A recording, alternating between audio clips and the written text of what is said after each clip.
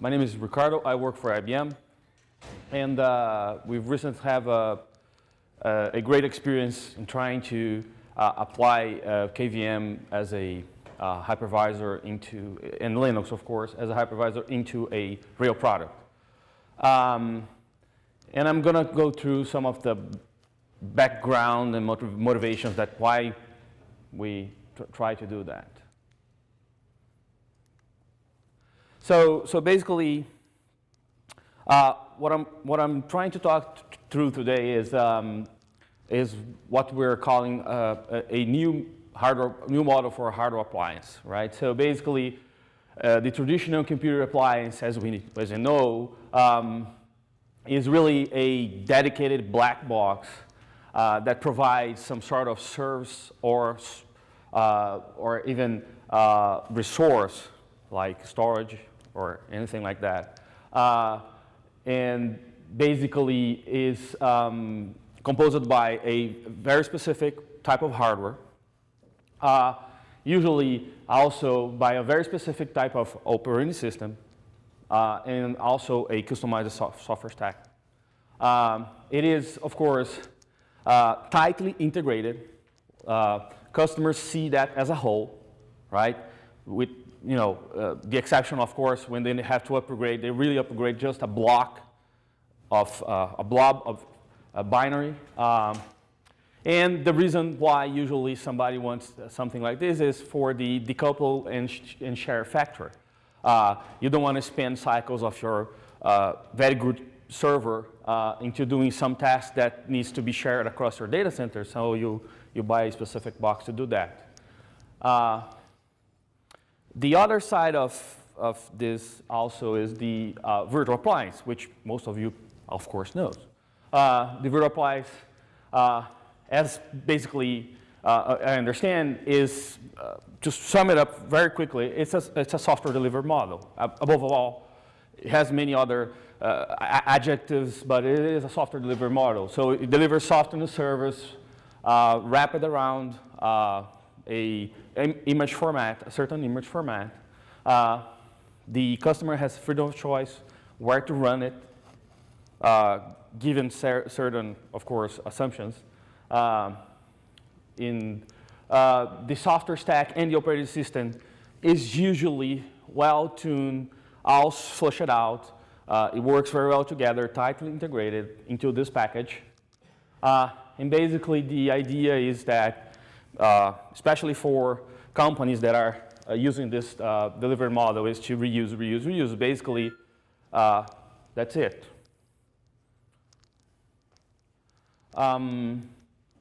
So the new sort of hardware appliance, revisit hardware appliance model that we're talking about is a combination of both, right? So basically, we want to combine the strength of a computer appliance, which is really usually a turnkey solution, is ready to go, with the development model of a virtual appliance, which is very good for a company because you develop your software or service, whatever, as a virtual appliance. You test this as a single stream. You sort of make assumptions on the virtualization layer. That requires a little bit of work, and some of the topics I'm going to go through, technical details I'm going to do today, will expose that. And of course, you have a shorter time to market, right? So basically, you quickly create your operating system plus software stack image into a package, and then you're ready to go, while you can maybe eventually have the option of get longer system verification tests on the sort of complete package, including the hardware piece, right? So you reach the market with a virtual appliance, and then later on you reach with the hardware combined package, right? So basically, from a customer standpoint, it's all about flexibility, right? Customer can choose which type of deployment model, right? You can take the virtualization image package and put it into a virtualized server, or you can take a box. ready to go, right? It is also helps with scalability for the customer. So depending upon the customer may choose to have a certain size applying virtual images, or go, a more larger scale and buy dedicated hardware boxes to provide larger services. And of course, there is the serviceability aspect, right? Of course, it depends on the business model, but basically, if you sell those images, usually the customer will have to have some sort of staff to handle deploying the images into the data center, whereas a hardware turnkey solution, you might as well buy everything from the vendor, right? You buy the solution plus serves, and you don't care. And that allows, of course, customer to tailor costs. So it's really an interesting byproduct of this whole traction around virtualization. You can create new classes of products. So basically, which are the requirements that we sort of stumbled through, right? So we start thinking about what it takes to apply this model, right? You start developing a virtual image that works perfectly on a VM, on a VMM, any VMM. You want to pick and choose your favorite here. And then later on, we would like to have this as a whole solution combined with the hardware. So basically, I think the key point here is, at any rate, what the customer sees is the software stack, right, or the serves. Right? You usually don't care about, this very specific details that we're going to go through here today, but all the customer cares basically what the software is being provided. Usually, there's a strong requirement that the customer, we wouldn't like the customer to know that there's some sort of virtualization happening.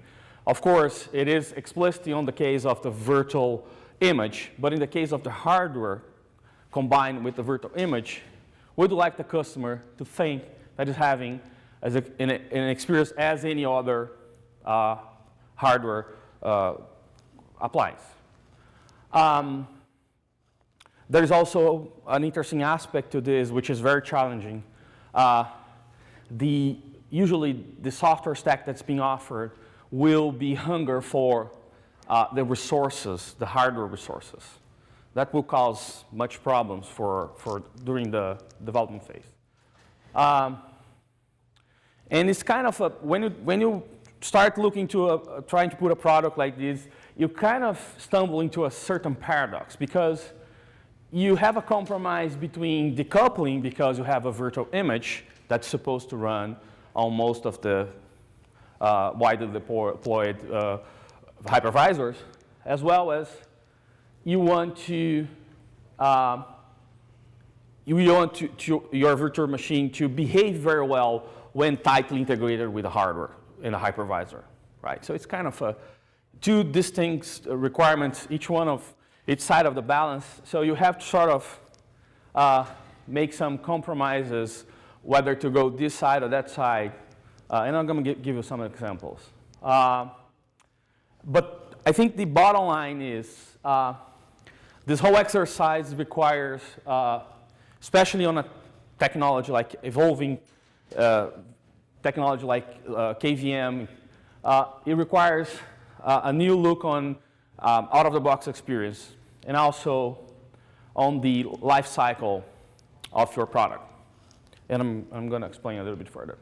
But basically, what we're going to conclude is that the guest is in control, right? We have this weird environment where you have dedicated resources, and the software stack running in the guest is the one that is actually in control. So basically, these are some of the aspects. When I say out of the box and life cycle, that's basically what I mean. So for out of the box experience, you have configuration requirements, right? You want the customer to be quickly configured and ready to go. It's like when you buy a router in your, for your home, right? You plug the router and you want it to work. Unfortunately, of course, everybody knows that there's some assembly required, and then you usually have that nasty web browser interface that you have to go through, and there's a wizard and such. Of course, for enterprise-grade products, you need to sort of forget about that, right? You need to provide some sort of smart way of configuring the whole appliance. There are people that really are traditionalists, so they like graphical, physical consoles. So we have to have that in consideration.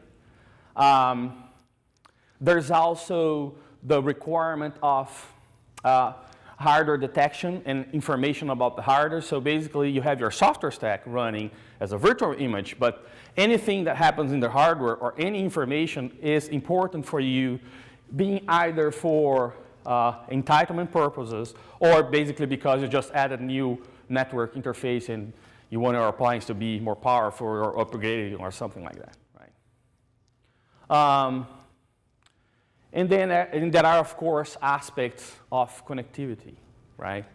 I have slides about connectivity. I'm going to explore that topic because it's an interesting requirement. And then regarding life cycle, of course, you have to think about updates. How do you update this whole new product? Power cycle. How do you handle the customer want to reboot the whole appliance or, shut down or whatever? You have to think about backup and restore. And again, remember that the guest is in control of everything here. You have, of course, searchability aspects. That's kind of trivial. And then you also have hardware events happening. And you have to sort of interpret that. So basically now I'm going to go through some of the details while trying to implement such appliance, right? So basically the configuration topic. The requirement here was to basically, when you bring up your stack, that includes the hypervisor as well as the virtual image, you got to be aware of which are the resources you have in the hardware appliance and reflect that to KVM. So basically, it involves everything, basically memory, CPUs, especially network interfaces, and of course, BIOS information. In this particular case, basically because of entitlements.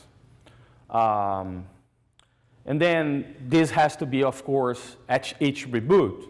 This is not a fancy appliance, a hot plug or anything like that. So at each reboot, you have to redo this whole thing to check if anything changed and such. Basically, we had to go through and create a sort of very simple solution that operates on domain XML templates and inspect hardware and do a find replace on the XML templates.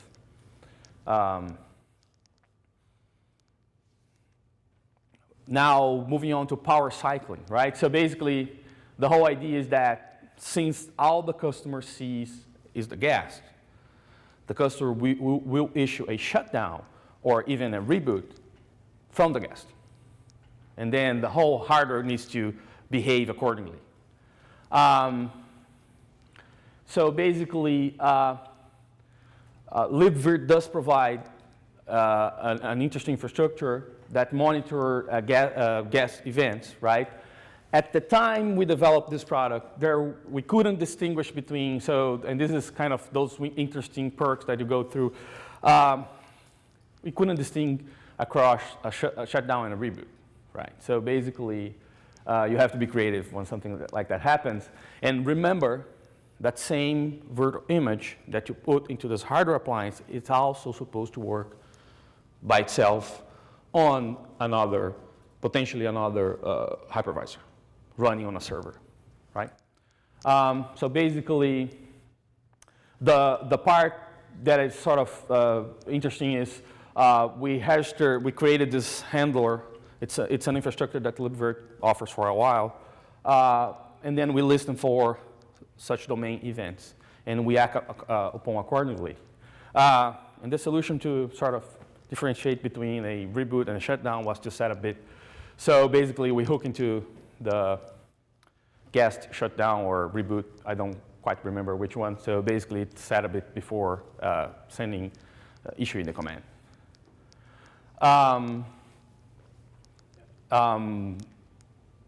But that has to be done, of course, in a sort of elegant way. If you're running on a server, the same command will have an abstraction layer that is not going to try to set that bit. And if you're running on the hardware appliance, it will sense that there is a host-guest communication, specific communication channel, and we'll try to use that channel to set that particular bit. This was another funny one, and we saw today a device assignment for graphics. That's perfect here. So basically, the customer, we want to boot the machine and the customer to see the guest and not the host, right? It is acceptable, of course, during the boot phase, you see the hypervisor booting and getting on. That's really not a problem. But when things are settled, you want to see the guest. Again, at the time we were developing this, SDL was not working properly. This is a product, right? So it has sort of very rigid test requirements. SDL did not pass the bar. And the solution was to basically come up with a frame buffer-based VNC client. Right. Networking. Networking probably is an area where libvirt has a very good infrastructure, especially for setting up bridges and connectivity between the guest and the host and the external world. However, it's still a little bit challenging to accomplish that in a sort of a kind of an automated way, right? So basically, the requirement here is simple. All the physical network interfaces need to be exposed to the guest. And actually, the customer has to think that those external host physical interfaces are actually the guest interfaces. And for that, really, basically, all I have to do is create a bridge per physical name and attach each of one of the virtual interfaces from the guest into the bridge, right? You also have to sort of react if you add or remove a NIC. So you have to sort of take that into account. And then, of course, there are other requirements like a private network between the guest and the host to exchange a little bit of control messages. So you can actually do this in two different ways, right? You can do by your own. Basically, each time you reboot your machine, you generate configuration scripts, network, Linux configuration, basic configuration script that set up the bridges. Or you can generate proper XMLs into libvirt. And then bring up libvirt daemon, and it should create the bridge for you, and etc. For certain reasons, at that particular point in time, we could not use libvirt because of some word dependency with other components of the software stack. But you could play both ways here, right? I mean, you could do that with libvirt or by your own. You said that the guest needs to see the same NICs as the host? Yes. I don't understand why you wouldn't use PCI device assignment in that case. It wasn't working. That's perfect, but it wasn't working, right? So there are sort of a product. Yes? I'm a little confused. If you take that you need to have a private network between host and guest for control and everything, why do you need a graphical console compared to like a web UI? You have both. It is a product requirement. Somebody from the product team, product development, business manager, whatever, there was actually, to be fair, in this particular case, it was a replacement for an older product. And the other product promised a console, and we have to stick with it, right? So products has, they all have these weird requirements. They come from either from legacy or because customers have a pressing need for that, right? Good question, yeah. I asked myself the same question when I received the requirement, by the way. And basically, device assignment wasn't working properly, and we have to sort of create this whole scheme here to make it work.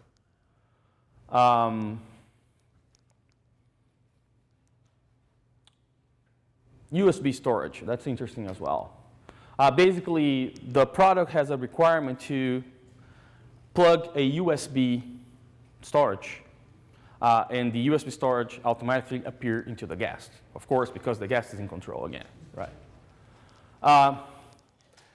We all watched the whole USB discussion this morning, so there wasn't a reliable way of doing that. The ideal way here would be to pass through the USB to the guest, because the host doesn't care about the USB in this particular case, right? And then we also hit the problem, and I think it's nice that we shared this. We also hit a problem in qemu KVM where the hot add remove for disk wasn't working at all. This happened at a certain point in time.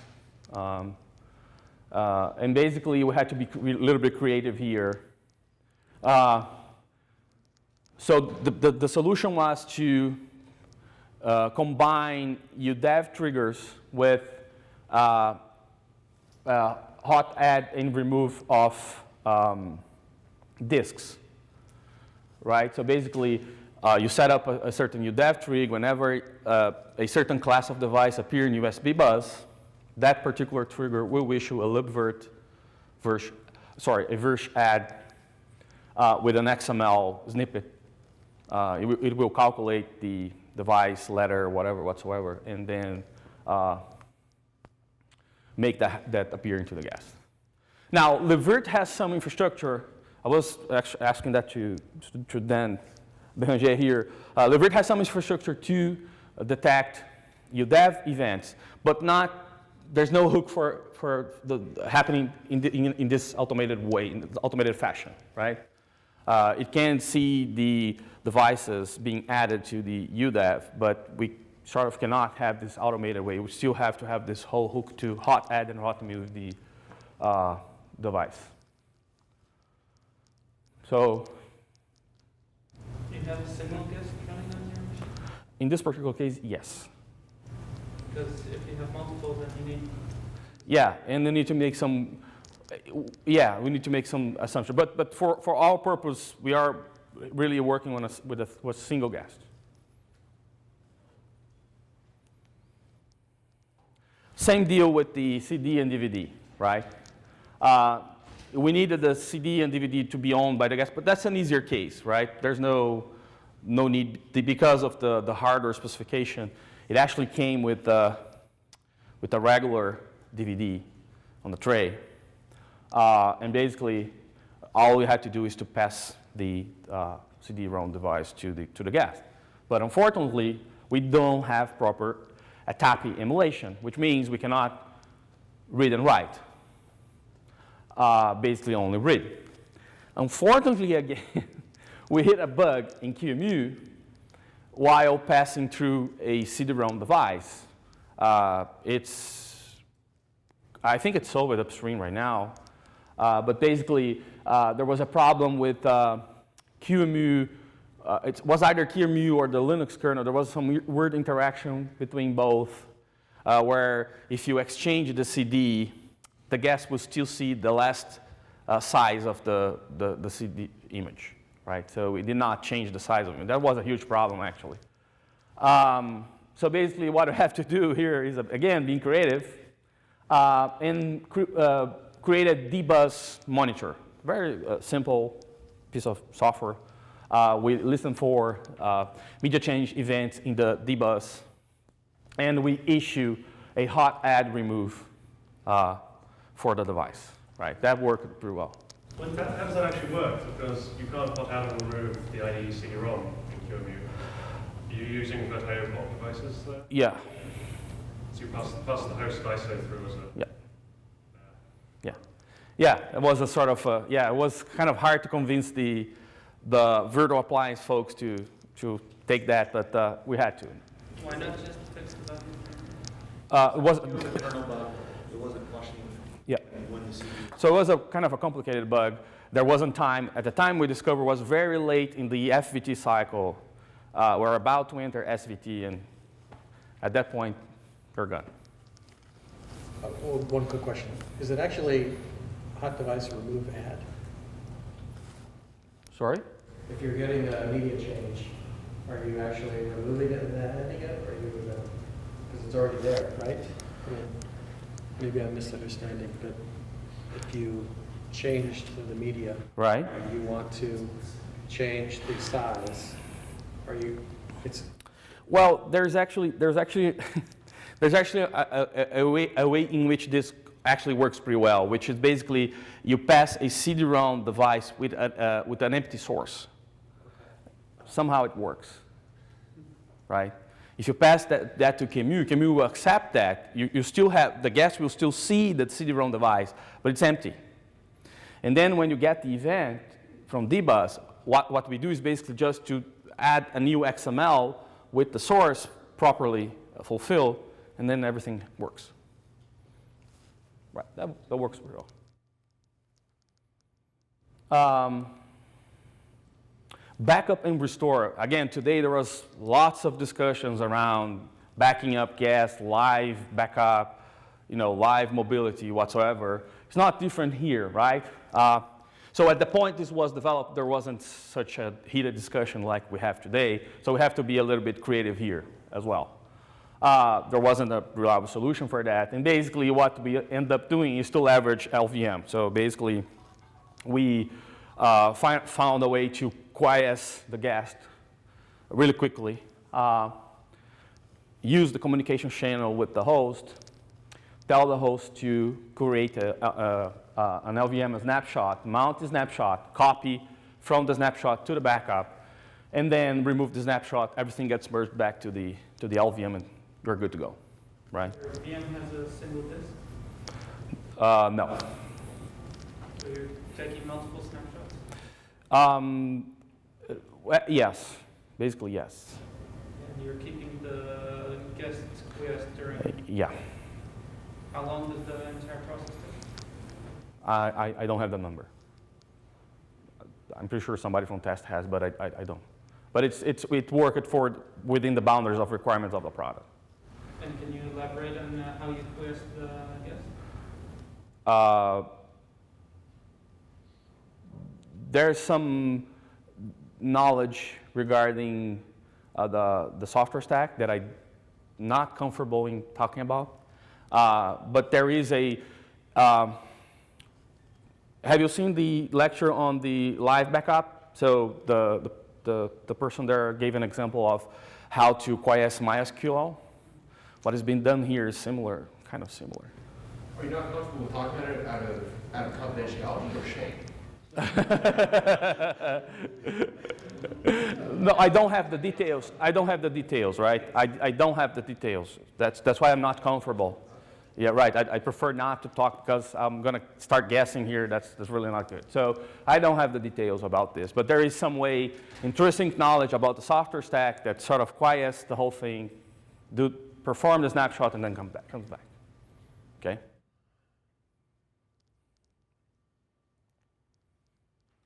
Other interesting details that might not be necessarily related to the virtualization layer, but of course there are updates.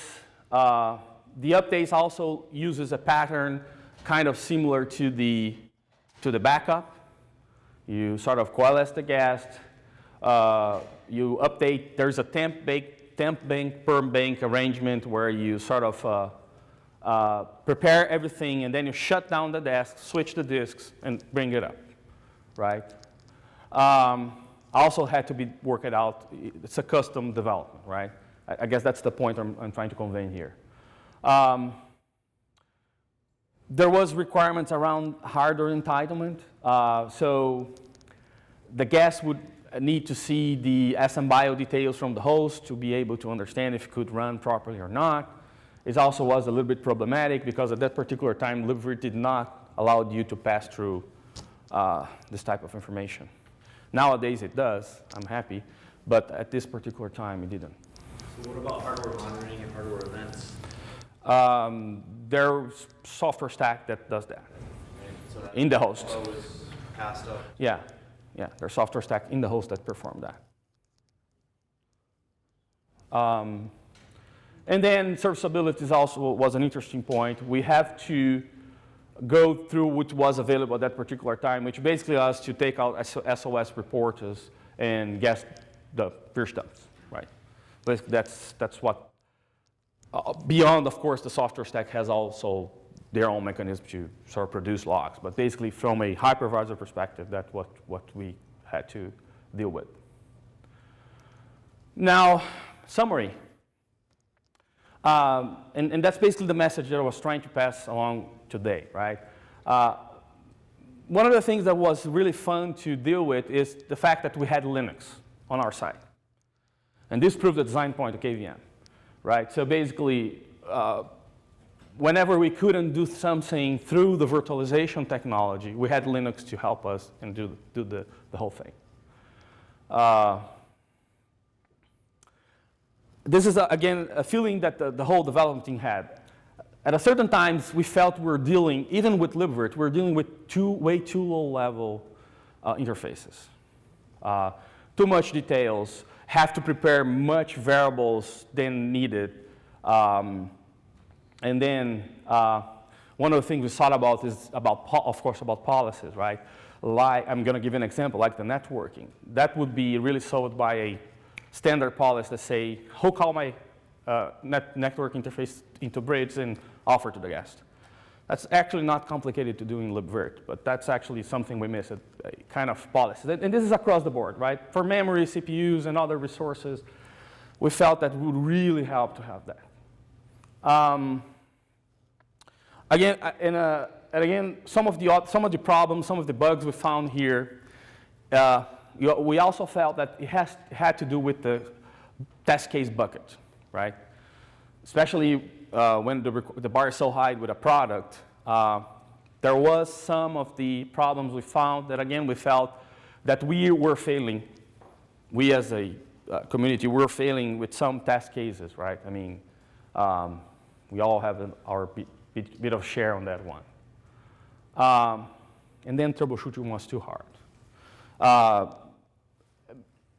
We need to think about better logging and debug levels across the board.